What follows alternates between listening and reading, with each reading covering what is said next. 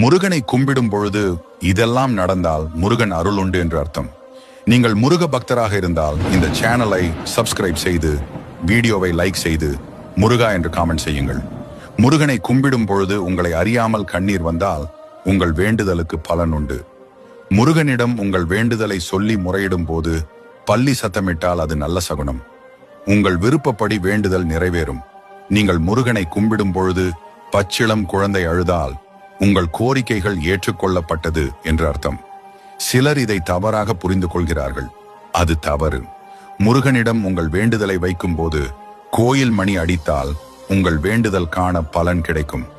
தீப ஆராதனை செய்யும் போது கண்களை மூடிக்கொள்ளக்கூடாது. கண்களை திறந்து முருகனை காண வேண்டும். பிறகுதான் உங்கள் வேண்டுதல்களை முருகனின் முன்பு சமர்ப்பிக்க வேண்டும்.